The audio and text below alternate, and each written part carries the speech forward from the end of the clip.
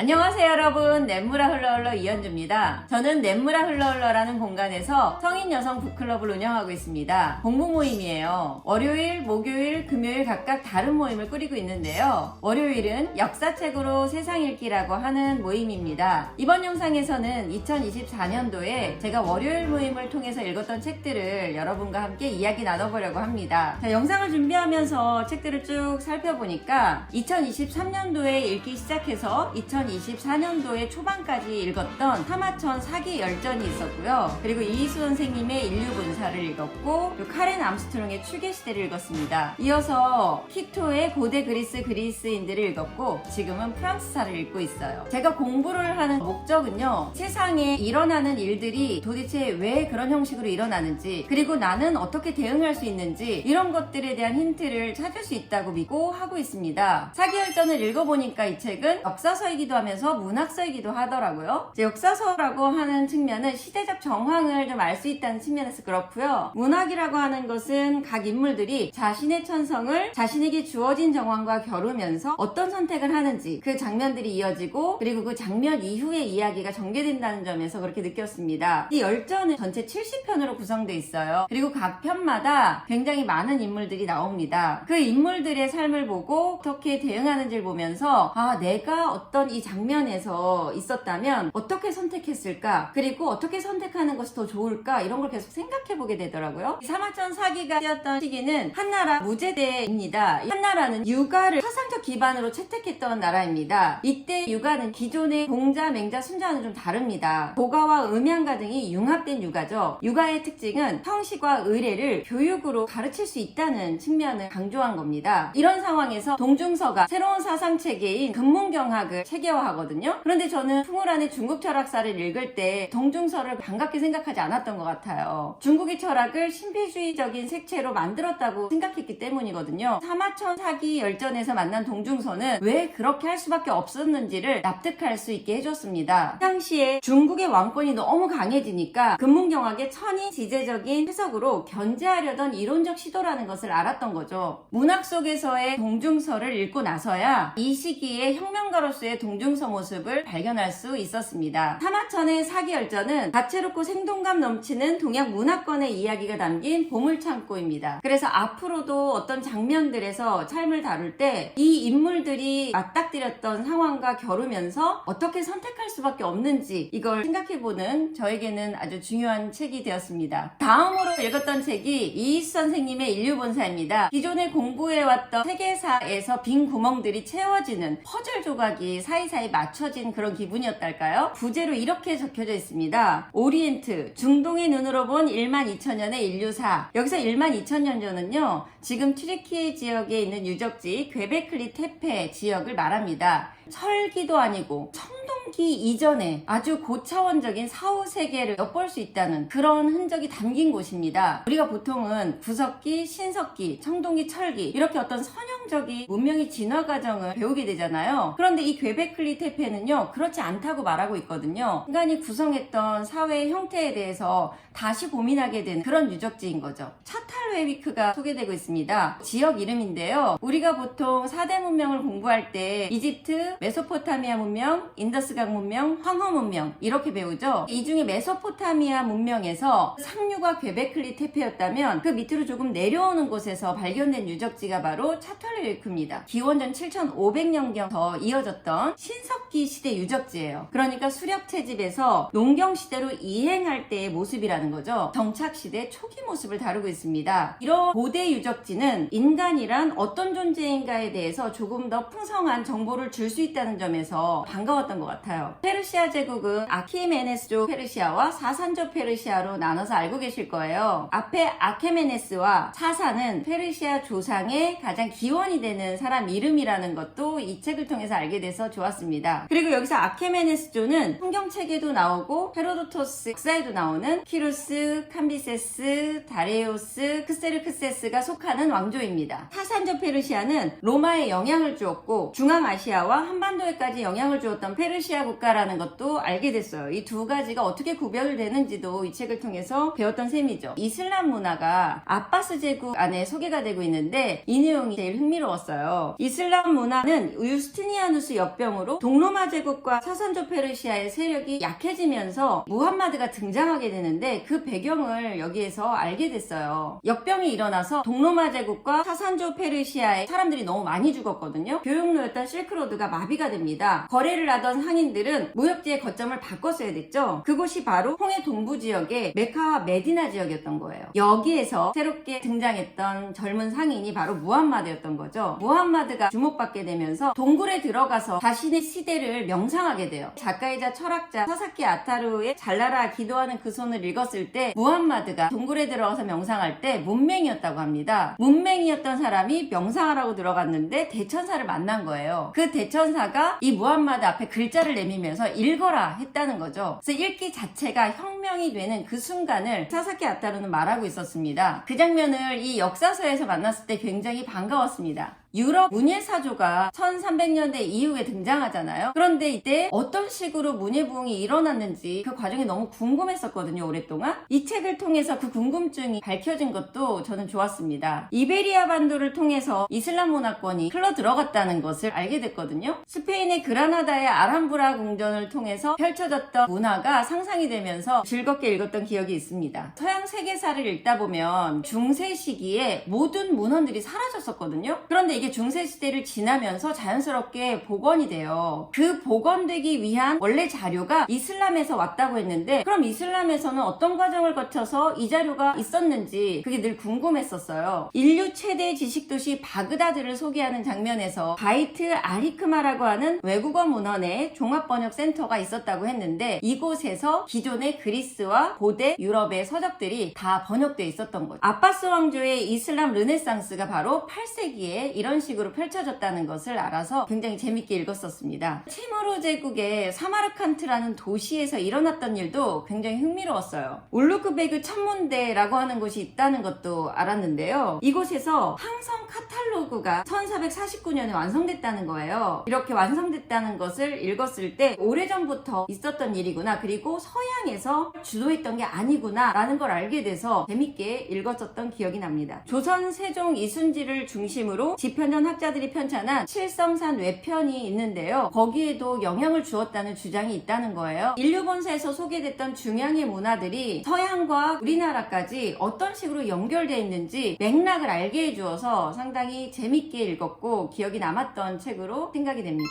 카렌 암스트롱의 추계시대거든요. 저의 올해 단 한 권의 책으로 꼽는데요. 이 책을 읽은 이전과 이후가 너무나 달라졌기 때문입니다. 이 책의 부제는 종교의 탄생과 철학의 시작이라고 적혀 있어요. 인간 의식이 하는 일에 대한 탐구라고 이해하면서 읽었습니다. 우리는 추계시대의 통찰을 넘어선 적이 없다라고 말하거든요. 이후에 물질 세계가 점점 커지고 사람들이 많아지면서 정신 세계를 탐구하는 시간을 가질 수 없는 세계로 접어들게 되잖아요. 그런데 이 시기에 여러 환경적 요소가 정신의 세계를 탐구하기 참 좋았구나, 적절한 시기였구나, 그런 생각을 해보았습니다. 이 시대는 기원전 900년부터 기원전 200년 시기입니다. 이 시기를 이해하기 위해서 전과 후의 내용을 다 다룬 것이 바로 이 책입니다. 인도, 그리스, 중국, 이스라엘 이 네 민족의 진전을 짚어본 책이라고 말하고 있습니다. 우리가 어떻게 살아야 하는가, 이게 가장 궁금하잖아요. 근데 어떻게 살아야 하는가를 알려면 먼저 이해해야 될 것이 있어요. 삶은 두카다. 이 두카라는 말은 추계시대 안에 다뤄지는 단어거든요. 고통, 고난, 문제, 난처함 이런 의미로 이해했습니다. 그러니까 삶은 이것이 전부라는 거죠. 이걸 철저하게 인식하고 나서 그 다음 단계에 이제 다가가게 됩니다. 모든 이 세상에 의식 있는 존재는 단 한 사람의 예외도 없이 이런 삶을 산다라는 거죠. 이 세계를 사는 모든 존재는 고난과 시련을 겪으면서 산다라는 것을 철저하게 깨달으면 그 다음에 도달하는 지점이 존재에 대한 연민입니다. 불교에서 말하는 열반이라는 것이 끄다라는 건데요. 이 자아에 대한 열망을 끄는 거예요. 나라고 하는 존재의 각성을 끄는 겁니다. 내가 가진 것, 나의 의식, 내가 한 것, 이것이 의미가 없어지게 되는 거예요. 그렇게 됐을 때 포용과 용서와 관용과 사랑이라고 하는 윤리적 태도에 닿게 되는 거라고 추계시대의 영성 천재들은 말하고 있습니다. 이 사랑이라는 것은 자기중심주의를 계속 넘어서는 것이라고 말하고 있거든요. 우리가 역사 공부를 통해 인간 이해에 닿을 수 있는 이유를 저는 무엇에 대해 알기 위해선 양적 수집이 충분해야 질적 도약이 이루어진다고 생각하거든요. 그렇게 볼 때 역사는 충분히 긴 시간, 충분히 다양한 사례를 수집한 학문이기 때문에 인간이란 무엇인가라는 질문에 답해볼 가능성이 큰 학문이라고 생각해요. 또 하나는 이 책 안에서 공부의 실천적 의미를 말해주었습니다. 우리는 마음의 평화에 닿고 싶어 하고요. 사랑이라고 하는 풍성한 감정을 갖고 싶어 합니다. 의식 있는 존재인 인간이 누구나 도달하고 싶어 하는 지점이에요. 그런데 이거는 그냥 사랑을 하자라고 해서 훈련한다고 되는 게 아니거든요. 현대 의료계에서도 몸의 병증은 치료하지만 병증을 나타나게 하는 원인은 고치지 못하죠. 만병의 근원은 스트레스라고 말하죠. 이것은 일어나는 일에 대한 존재의 대응 방식을 말하고 있습니다. 스트레스에서 벗어나려면 일어나는 일들에 대한 자기의 대응 방식을 바꿔야 하거든요. 대응하는 신체성을 바꿔야 해요. 근데 그 바꾸는 것은 공부로만 가능하다고 카렌 암스트롱은 말하고 있습니다. 그래서 저자 카렌 암스트롱은 공부는 신과의 역동적인 만남이라고 말했습니다. 인류 본사를 이야기하면서도 말했지만 무함마드의 읽어라 라고 하는 읽기혁명이 삶을 바꿔낸다 라고 이해를 했을 때 카렌 암스트롱의 추계시대를 통과하면서 저는 삶을 대하는 태도가 많이 바뀌었기 때문에 이 책을 올해 단 한 책으로 뽑는 것 같습니다. 고대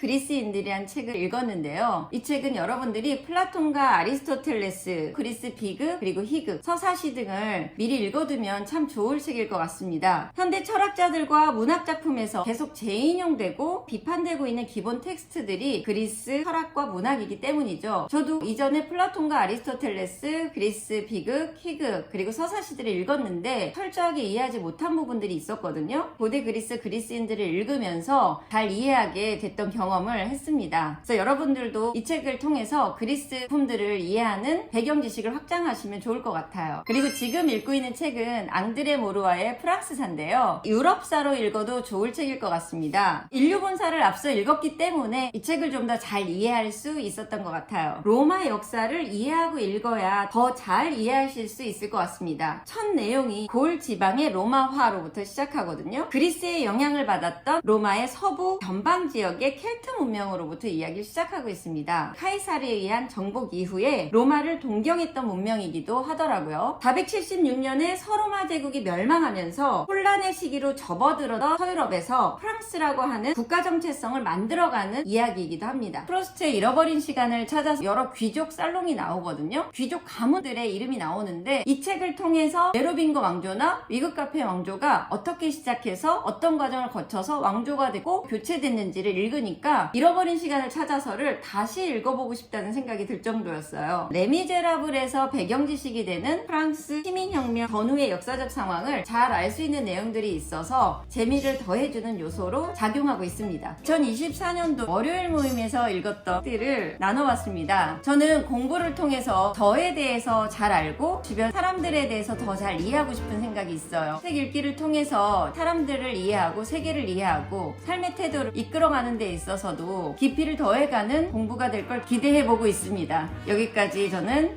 냇물아 흘러 흘러 이현주였습니다.